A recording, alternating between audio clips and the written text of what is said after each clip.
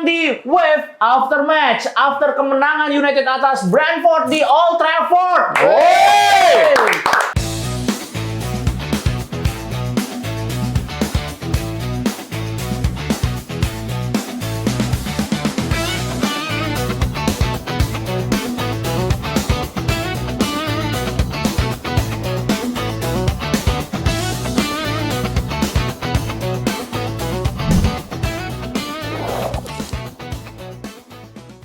Gila. Kemenangan yang cukup membuat deg-degan di akhir laga karena sempat tadi agak deg-degan ya, kebobolan di menit-menit akhir, tapi all good, semuanya baik-baik saja dan akhirnya 3 poin kembali. Gimana pertandingan khususnya di babak pertama terlebih dahulu?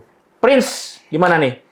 Babak pertama sih menurut gua ini ya, maksud gue kayak tetap agak awkward ya permainannya. Sejujurnya gue nggak tahu maksudnya efeknya apa, nggak tahu mungkin emang ada gameplay yang emang dirubah sama Carrick karena emang balik lagi kan ini udah menuju akhir musim yang dimana kayak MU juga ingin nge-reach Champions League kan. Jadi kayak gue ngeliatnya kayak ini udah mau result based nih. Makanya dari awal sampai akhir gue ngeliatnya emang ya udah gameplaynya counter aja. Ya, ugly win nggak apa-apa lah ya. Ugly win, iya. Kalau gua malah ngelihatnya bukan sekedar ugly win sih. Justru kayaknya Carrick yang penting gua udah cetak gol dulu, abis itu dia nggak mencoba bertahan, tapi dia gua mau coba pakai skema baru lah, cara main baru. Cuman memang setelah kita cetak gol babak 1 possession kita kalah, dan yang bikin nggak jalan skema Carrick hari ini tuh ya Amad Diallo di kiri sih, yang off form banget. Jadi menurut gua ya respect buat Carrick, tapi kan gini, kalau dibilang abis cetak gol kita bertahan aja kayak Arsenal. Kalau Arsenal tuh memang bertahan tapi dia sulit untuk ditembus. Tapi United ini gampang banget ditembus. Dan ditambah tadi kan babak 1 juga backnya busuk banget. Untungnya ya overall menurut gua Sen Lamens sih yang ada keberuntungan dan juga ya dia di tempat yang tepat juga sih. Kalau gua gitu. Kalau gua sih ngelihatnya di babak pertama tadi Carrick Carrick ini kan sulit kalau kita lihat untuk menemukan formula ketika menghadapi tim-tim yang bermain fisikal, terus juga cenderung low block, mid block cenderung low block, dan ini yang ada di Brentford gitu. Tapi yang gua cermati tadi di babak pertama, Carrick tuh benar-benar ingin mengambil inisiasi gol cepat, sehingga dia bermain lebih menunggu dan mengandalkan counter. Itu yang terjadi dan works gitu. Gol pertama gol cepat, lalu dapat counter, bisa cetak dua gol akhirnya. 2 gol, ya. Dan itu terlihat dari peluang Amad pertama dan banyaknya corner 4 atau 5 kalau nggak salah di 10 menit pertama ya. Bahkan dari 10 menit pertama gitu. Babak 1-5 total ya. Jadi ini gua mulai melihat bahwa Carrick mulai bertumbuh, mulai belajar dari beberapa kali hasil minor yang dia dapat ketika menghadapi tim-tim sekelas Brentford, Everton yang kayak gitu, yang dia kesulitan Leeds, untuk menemukan plan-plan untuk membongkar pertahanannya. Itu sih kalau gue lihat. Kalau gue sebenarnya sedikit banyak sama kayak Koko, gue ngelihat emang Carrick nih nyari gol cepet di awal, terus abis itu dia eksplorasi apalagi nih yang bisa gue coba, juga persiapan buat musim depan. Beruntung kita juga ada Sen Lamens, kayak kemarin waktu kita podcast sebelum lawan Brentford, gue juga udah ngomong bedanya waktu sebelum ada Sen Lamens dan yang sekarang sama yang kemarin tuh kita Bayindir bukan Lamens, dan Lamens akan jadi peranan penting. Bener aja tadi Lamens banyak save bagus, bahkan kalau bukan karena dia kayaknya kita udah banyak banget kebobolan, ditambah juga depannya si Brentford lagi off semua rata-rata pemainnya. Jadi beruntung berkali-kali sih kita tiang gawang apalah segala macam, tapi tetap Amad di kiri sih gue ngerasa kayaknya dia masih nggak nyaman gitu di posisi ini, kayak agak bingung gimana. Padahal kan ya sama-sama di depan dan sayap gitu, tapi ternyata dipindah ke sisi seberang nggak enak gitu ngelihat Amad main di situ. Diawali apalagi peluang pertama tuh udah harusnya masuk, itu udah nggak ada harusnya udah gol. Itu sih kalau kalau dan ngelihat tadi di babak pertama sebenarnya terlepas dari Maino dan Casemiro banyak sekali melakukan intercept, tapi sering juga di bypass lini tengah kita tuh dilewati gampang sekali untuk ditembus oleh Brentford. Pun itu juga terjadi duet Maguire dan Lenioro, Maguire dan Eden Heaven yang sering banget melepas Igor Thiago tuh kosong gitu. Sering Ini banget. kalian melihatnya gimana nih? Ada 2 kali sih tadi Heaven tuh yang 2 kali yang Igor Thiago sendirian. Yang satu tuh Heaven menurut gua ya beruntung sih. Beruntung nggak kartu merah itu. Itu kalau Thiagonya pinter dikit dia ngejatuhin diri sama apa. Cuman kalau gue lihat ini sih karena mungkin Heaven masih muda dan dia tuh kalau gue lihat mungkin mikir kayak ini offside. Iya. Jadinya ragu-ragu itu yang menurut gua jadi dia agak telat lari padahal kan Seven tuh nggak pelan-pelan banget lari nggak kayak Maguire lah dan ya beruntungnya Igor Thiago-nya pun juga fight mau inilah ya mau cetak gol bukan yang gue mau cari penalti gitu ya beruntung sih menurut gua beruntung. Ya Prince lainnya gimana? Duet Maguire dan Eden Heaven. Itu sih, maksud gue kayak main problemnya adalah emang si pairing 2 ini gitu loh, yang mungkin emang tidak biasa main bareng. Butuh jam terbang ya. Pertama kali memang. Iya, karena kalau misalkan kita ngeliat performa Heaven di match sebelumnya, mantep banget. Bagus sama Lawan Chelsea. Mazraoui. Lawan Chelsea. Sama Mazraoui pula gitu kan, yang biasa Mazraoui juga nggak di CB gitu kan. Cuman memang main problemnya di pairingnya sih. Emang terlihat emang secara komunikasi juga kurang mulus. Dan emang itu dia, beruntungnya hokinya adalah Igor Thiago juga formnya lagi nggak sebegitunya. Lepas terus ya. Lepas terus, jadi ada hokinya sih. Hoki Tapi banget. kalau gue terlepas Maguire itu assist buat gol pertama Casemiro, ya itu gol latihan lah ya. Cuman menurut gue Harry Maguire hari ini Kurang ya. mainnya kurang sih. Dia tuh ada beberapa kali harusnya tuh dapat bola, dia back pass aja ke kiper, ke Lamens, tapi dia nggak back Cari pass. ruang ya. Dia malah mencoba untuk bawa sendiri dan akhirnya salah buang, akhirnya ke counter lagi. Ya untungnya ya masih aman lah nggak kebobolan gitu sih. Ya lo Sans gimana? Untuk pertandingan ini kita udah menang lah dengan adanya Harry Maguire sama Eden Heaven. Tapi next lawan Liverpool kalau masih 2 ini dan kayak gitu Bahaya sih, ya. gue nggak yakin kita selamat sih kalau ngelawan Liverpool karena depannya Liverpool juga lincah-lincah bener kan, cepet-cepet Iya, banget kayak belut semua itu Isak depannya. sekarang Isak udah main lagi.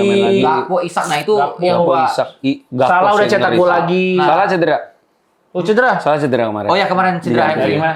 Nah makanya kalau misalkan lawan Liverpool masih 2 ini dan ada 1 orang aja lewat bisa lepas sendirian kayak Igor Thiago tadi, menurut gue sih nggak akan selamat. Kalau gitu. tadi Haaland kelar itu. Iya selesai itu. Makanya menurut gue harus dibenerin nih koneksinya 2 ini kalau emang masih dimainin lagi untuk next lawan Liverpool karena kan bentar banget kan jeda berapa hari doang. Iya. Dan kemungkinan masih mereka berdua menurut gue. Kayaknya bakal mereka tetap Iya. mereka berdua. Gitu. Ya, di babak pertama tadi United berhasil cetak gol cepat dan setelah itu praktis inisiasi serangan ada di Brentford karena memang Carrick dan juga Man United mencoba untuk menunggu melakukan counter dan itu yang terjadi di babak kedua dan terjadilah golnya Benjamin Sesko. Benjamin Sesko. Gol babak pertama ya? Babak pertama. satu. 2-0 tuh babak pertama berarti. Iya. Gue jadi ingat. Yang menurut gue agak aneh tuh nggak tahu ya. Apakah Bruno tuh terlalu memaksakan untuk dapat assist Gue juga ngerasa itu. atau sama kedua dia terlalu memaksakan pengen Sesko untuk cetak gol. Iya. Makanya tadi kan yang gol Bumo Sesko udah buka lebar. Iya. Yang Bumo ya. Iya, dia abis dia oper ke Sesko cetak gol, minta maaf dia langsung ya. minta maaf ke Bumo. Itu kan kayak tanda kayak wah ini lucu sih. Maksudnya sebagai kapten lucu sih. Dia berani ambil resiko oper ke Sesko. Ya satu sisi Yang mana lebih rame loh, lebih dijaga. dua orang, betul itu.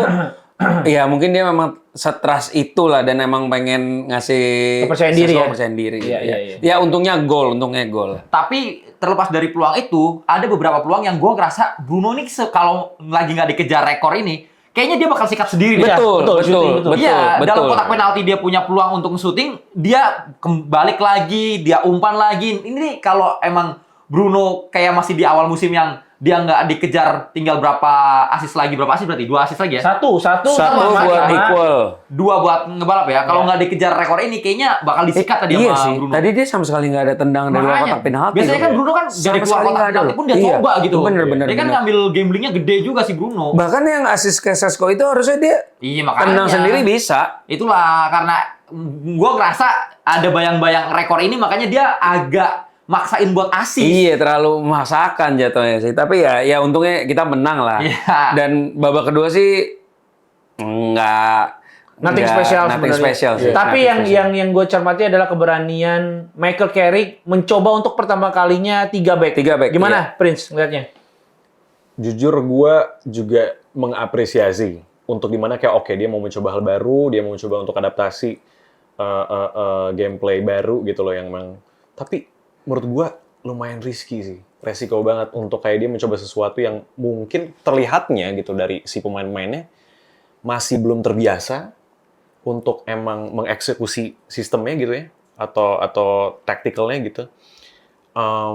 Kalau menurut gue sih itu sih sangat resiko karena menurut gue ini menang kita malam ini itu gara-gara hoki menurut gue jujur karena kalau misalkan ngeliat dari serangan-serangan Brentford Mengerikan banget. Ya kalau gitu. kualitas penyerangnya tadi kayak pemain Liverpool atau pemain City, Iya, pemain Arsenal habis, kelar setuju. sih. Peluangnya ada banget soalnya. Itu Kelar habis, sih, kelar. itu. Betul. Big risk tapi ya big risk big reward so. Iya. Tiga back yang dilakukan ditampilkan oleh Michael Carrick, belum lihatnya gimana, Sans? Kalau gua, ya itu gua mau apresiasi dia mau coba, tapi pengaplikasinya agak caur sih tadi dengan caurnya tuh nggak cuma belakangnya kita yang kayak nggak biasa, tapi sampai ke tengah juga tadi di akhir-akhir kayak nggak jelas siapa yang di pos mana gitu, kayak semuanya itu. fluid aja gitu, Iya, beneran nggak tahu formasinya kayak apa tadi itu Iya, sih. yang mungkin menurut yang gua rasa. tadi dia main 3 back agak caur karena trauma kebayang-bayang Amorim. Benci banget sama Itu dia. Ya, tapi menurut gua sejujurnya kalau menurut gua 3 back tadi secara defense oke, tapi wing back-nya itu kalau masih ada Ahmad di kanan sama di kiri itu bukan Luke Shaw lah, akunya Dorgu mungkin lebih misalnya, works. iya. Dan tadi kan dia main 3 back, abis itu kan 4, abis itu belakang kali 3 di depan karena masalahnya Bruno-nya itu nggak jelas ada di mana Makanya tadi. nggak Jadi cuma- kayak numpuk di tengah.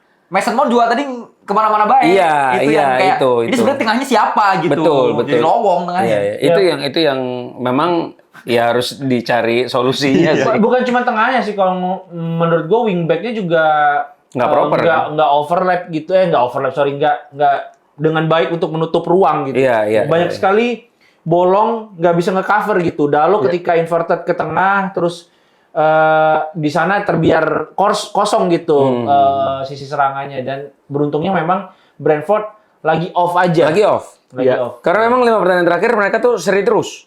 Bener-bener seri semua.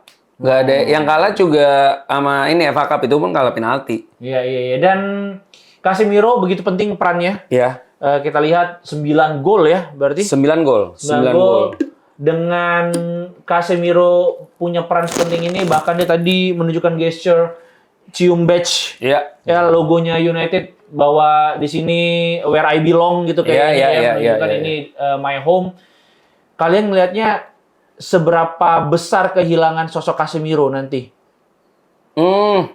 Kalau berkaca dari pertandingan ini yang dia bisa cetak gol dan defense-nya juga bisa gitu. Tapi kan sebetulnya gini, kalau dibilang kita kehilangan karena sistemnya memaksimalkan Casemiro. Ya ntar kan kalau misalkan datang pemain baru, ya udah pasti dimaksimalkan pemain baru itu. Tapi menurut gua Dit, yang akan jadi core-nya pemain MU ini untuk di tengah tuh memang Maino sih. Maino. Karena Maino tuh tadi bener-bener di mana-mana dan dia tuh iya yang ini link up semua posisi dan ya oke banget sih. Ya gue melihat sih Kobbie Mainoo ini tuh seperti Kobbie Mainoo lawan Spurs. Kalau Iya, kita ingat. betul. Ya jadi Tapi itu 10 orang. Iya, kualitas gimana footwork-nya, kemudian juga kualitas ball keeping-nya, kontrolnya, kemudian juga ketenangan dia gitu, dan yang ditunjukkan dia improve itu adalah bagaimana dia membaca untuk bertahan dan melakukan intercept. Iya. Tackle-nya penuh perhitungan sehingga tidak ada yang foul. Iya. Itu. Kalau lo ngeliat Mainoo tadi pertandingan ini gimana, Prince? Mainoo sih ya efek naik gaji ya nggak tahu gue. Wih. Kalau misalkan Mainoo sih itu dia, maksud gue salut ke Carrick juga sih. Gue nggak tahu, mungkin kayak emang Carrick mengerti culture-nya, jadi kayak dia tahu untuk kayak interpersonal approach ke pemain-pemainnya, sehingga pada saat ya kita bisa ngeliat perbedaannya lah gitu loh, di mana Kobbie Mainoo di bawah Amorim sama di bawah Carrick gitu loh.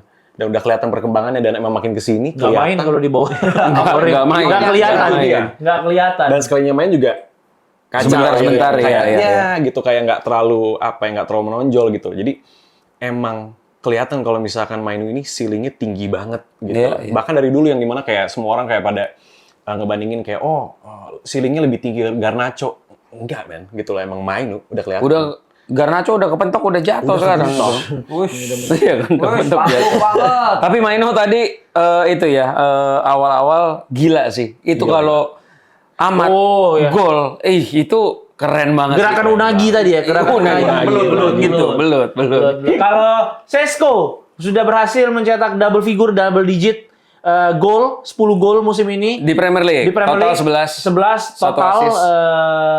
Ini bisa dikatakan flop atau enggak, dan berkaca di pertandingan ini gimana Sesko melihatnya lo? Kalau gua sih ini udah cukup apa yang diberikan Sesko di musim pertamanya, dan 10 ya. dia bukan dari Premier League Betul. sebelumnya. Iya, Makanya iya. menurut gua ini udah oke, tinggal season depan, karena gua buat Sesko musim ini gua nggak berharap banyak, gua berharap ya dia Adaptasi bisa aja ya? adaptasi aja musim ini tuh, karena musim pertamanya dia dan masih sangat muda banget. Jadi Yes. dia udah bisa ngasih 10 dan impact-nya ada di United, bisa jadi ujung tombak kita sih oke, karena Iya, itu yang iya. kita butuh kan, kita butuh ujung tombak. Dia bisa menawarkan itu oke lah untuk Tepat, pemain. pembelian tepat Ya, sih ya. pembelian yang tepat. Ketenangan dia pada gol kedua tadi ya menunjukkan salah satu potensi dia ya. Iya. Jadi striker masa depan United. Tapi di pertandingan ini masih ada kurangnya kalau gue lihat bagaimana cara off the ball-nya dia. Iya. Pergerakan dia ngebuka ruang, kadang tuh numpuk sama back. Malah jadi ngikutin dan nggak ngasih opsi passing. Betul, Itu yang ngebuat beberapa kali Bruno kebingungan untuk melepas umpan kunci. Iya. Di final third-nya Brentford. Kalau kalian lihat Sesko di pertandingan ini khususnya ya, bukan overall gimana? Kalau gua ya skornya 7 sih kalau gua. 7, masih Sesko. oke lah karena ada gol ya. Karena ada gol, tapi sisanya ya itu karena dia off the ball-nya kurang. Terus kedua pun juga nggak ada yang passing ke dia pun juga gitu, dan udah keburu numpuk kan tadi pemainnya Brentford, jadi Bruno udah nggak bisa apa-apa lagi. Ya Prince gimana lihat Sesko? Sesko gue kalau dari skor juga 7 ya. Dan emang gue setuju juga, maksudnya kayak dari mana, di mana dia emang baru ke Premier League dan emang ini musim pertamanya. Udah cukup banget dan adaptasinya juga sangat baik gitu loh. Dan untuk di usia yang semuda itu udah cukup musim ini sih. Ya 10 gol sih Iya. cukup lah untuk membungkam haters yang bilang Cukup banget. overpriced, dibilang bakal jadi pembelian flop, enggak Masa sih. ada yang Ada overpriced? yang bilang bakal Kalau flop banyak yang bilang. yang bakal flop gitu. Kayak kan berkaca pada Højlund, tapi Højlund di musim pertama juga belasan. Bagus. Gacor juga. Iya. Højlund musim pertama 14 apa berapa? Iya. Sama ini Sesko kalau menurut gua satu yang kayaknya perlu diasah banget tuh duel udaranya dah. Padahal tinggi ya. Iya, dengan pemain setinggi itu harusnya dia bisa. Kan kalau kita Fight. tuh kita selalu manggilnya tuh kalau nggak Maguire, Casemiro justru. Iya. Karena Sesko loh. Iya. Yang Kalah body ya. Iya, makanya yang dia kan tinggi banget. Harusnya itu justru yang dimaksimalkan Padahal dari Sesko. atletismenya juga bagus sebenarnya Iya. badannya. Iya. Menurut gua- panturannya. Dan di pertandingan ini juga nggak kelihatan sama sekali dia ada duel udara corner. Nggak ada bola ke dia sih iya, tadi makanya sih, nggak itu. ada corner. Iya. Kayaknya untuk ya kalau misalkan nanti Casemiro udah nggak di United lagi dan kita butuh orang buat nyambut corner, kayaknya Sesko perlu diasah untuk itu, dilatih terus-menerus gitu. Iya. Terakhir. Ya ini Sama ini satu. Tadi boleh. gua baca di Instagram katanya Casemiro 9 gol di United dalam satu musim. Ini tuh bahkan lebih dari apa yang dia dapat di Real Madrid, karena di Real Madrid satu musim Maksimal dia 8. nggak pernah 9. Iya, maksimal 8 ya. Maksimal 8 di Madrid. Jadi lebih Iya, banyak iya, di iya. United ini. dan perannya tuh lebih deep loh. Iya. Di kita tuh, tapi lebih box to box sih dia. Dia tadi sih bertahannya bagus, nyerangnya aja yang kurang tadi tuh. Siapa? Si Casemiro? Casemiro. Iya, iya. Oper-operan ke final third kurang Progresif tadi. passingnya Iya, ya. kurang. Ya terakhir, man of the match versi kalian. Sana Lamens gua. Oke, meskipun kebobolan di Iya, terakhir. susah. Itu Iya, bola susah. Kalau nggak seperti bola plecing yang Iya, biasanya iya. itu. Prince. Bola kaget itu. Gue sebenarnya masih dilema antara Sen Lamens atau Kobe Mainu. Tapi Sen Lamens sih. Sana Lamens. Beda tipis, tapi Sen Lamens. Memberikan ketenangan ya dan krusial Yes. save-save-nya ya. Krusial. tadi Coba ya. gue cek ya siapa. Apalagi ya. yang tangan itu ya. Iya. Itu mahal tuh. Iya, Krusial iya. itu krusial. Gua seperti waktu tadi kita live reaction, Kobe Mainu gua. Iya. Motor serangan kita, Kobe Mainu. Ya, gua juga mau kasih apresiasi lebih untuk Kobe Mainu. Gimana dia betul-betul mobile dan Ya. juga defense-nya juga improve. Gitu. Iya, iya, Terlepas iya. dari memang sebenarnya Sané Lames lah pahlawan sebenarnya ya. Benar. Casemiro ini kalau gue Banyak lihat save setara di- gol Sané Lamens di ini di apa? pertandingan. Di Fotmob. Tapi karena ada cetak gol, jadi Ya, dapat iya, assist. Dan betul. interceptnya, Statistik. tackle-nya banyak gitu. Kalau Ya. yang asli siapa ya? Belum ketahuan ya? Man of the match. Asli. Asli. Yang dapat itu gelas itu. Arsenal sih dapat cangkir guys. Wah, terlalu benci mah. Ya udah nanti kita akan sama-sama Botol maksudnya. Iya. Preview juga laga lawan Liverpool selainnya. Northwest Derby. Ya, Northwest Derby dan tentu saja kita akan kumpul bareng US United di Top Golf ya.